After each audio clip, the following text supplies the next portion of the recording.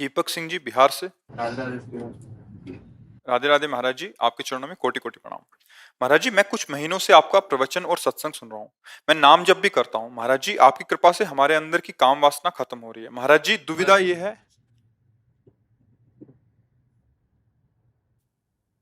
अभी तुम देख नहीं पा रहे हो, चिंगारी को ज्वाला बनने में देर नहीं लगती। सत्संग से, नाम जप से वासना क्षीण होती है, भगवत साक्षात्कार से नष्ट होती है। अगर हम कहीं धोखे में मान लिया कि हमारी काम वासना नष्ट हो गई, तो फिर गड़बड़ हो जाएगा, क्योंकि दुश्मन को दुश्मन ना मानना घाटे पे पहुंच जाना है।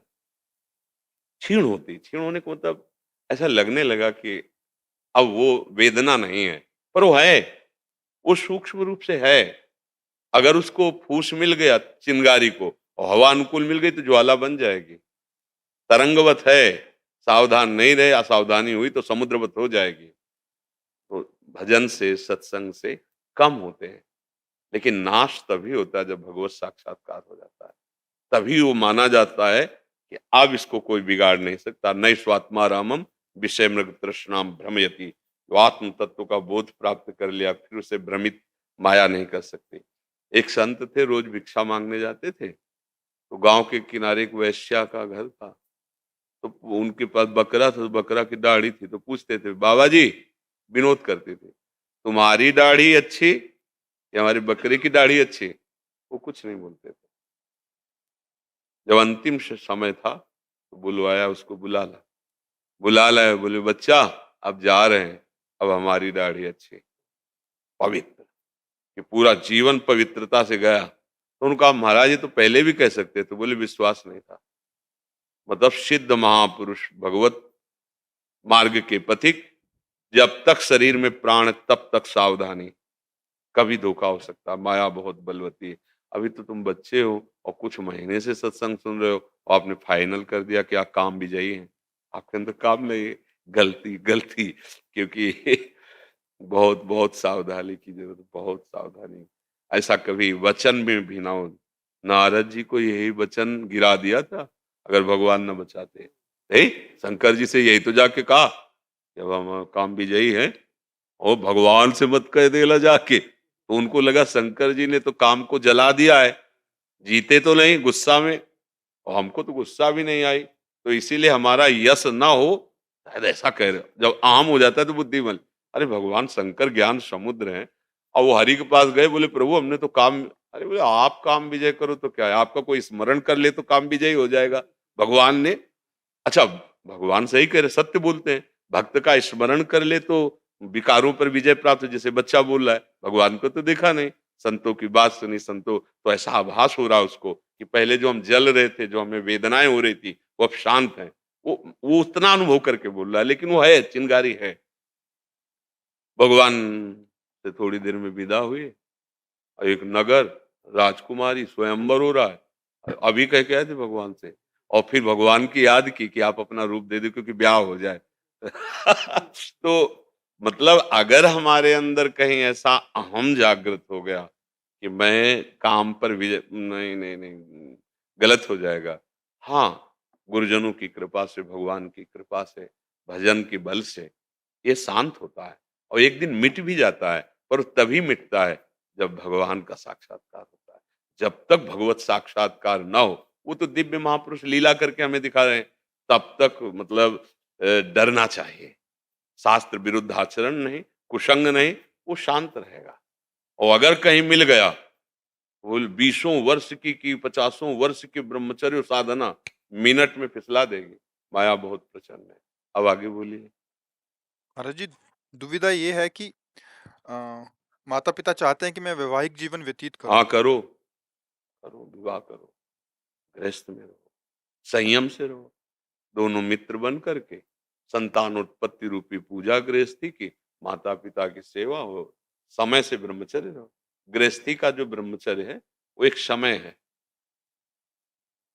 ऐसे पशुवत आचरण न धारण करे। अच्छा बच्चा, कलयुग है, कई सब नौजवान ही संत हैं, पर बहुत कठिन है बच्चा, संत मार्ग बहुत कठिन है। शासन में गुरुजनों के दृष्टि में रहने पर हम बच सकते हैं। अब देखो बड़ा लंबा जीवन होता है, हम लोग उसे देखें, हमारा मन अभी शांत है, कभी ऐसा भी होता है कि पागल बना देता है, कुछ नहीं सुनाई देता है, उस समय सहन कर पाना केवल लक्ष्य में ताकत है। ये मुझे भगवत प्राप्ति करनी है, अब चाहे मर जाऊं, मैं गलत आचरण नहीं करूंगा। अब इतना लंबा जीवन, पूरे जीवन ब्रेक खुलनी नहीं चाहिए, ब्रेक ही लगी नहीं, इधर असत मार्ग, तो बहुत कठिन जीवन है। भगवान की कृपा से ही निपटता है, नहीं तो बहुत कठिन है।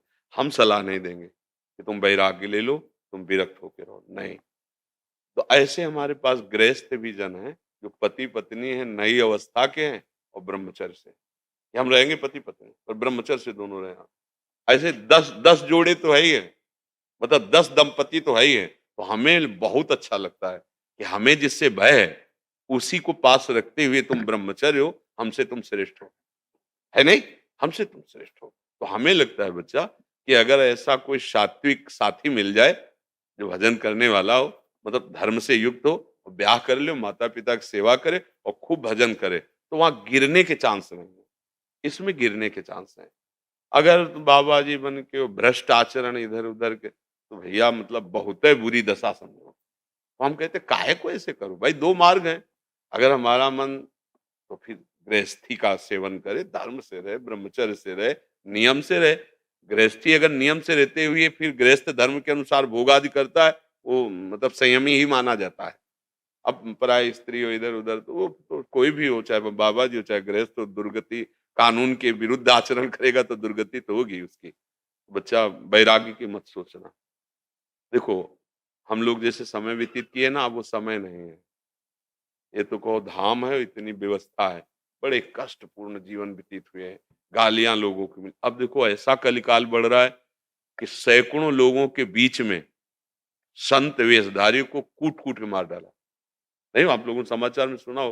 अरे भैया अगर कोई अपराधी है तो उसको आप पकड़ लो ना। हम कहते हैं ठीक है, आपको शंका है कि ये अपराधी है, फिर उसकी जाँच कीजिए। हमारा न्यायालय विभाग, ये कौन-सी पशुता है? साधु है तो मार डाला। तो समाज देखो बदल रहा है ना। हमें लगता है कि अब जो आ गए हैं भगवत मार्ग में, भगवान रक्षा करें, गृहस्थी में रह के भजन करना चाहिए। आज भ्रमण का समय नहीं कि आप गंगा यमुना किनारे घूमो, मांगो, खाओ, आज समय नहीं है। समय नहीं रहेगा कि साधु का मंडल लेके भ्रमण करें।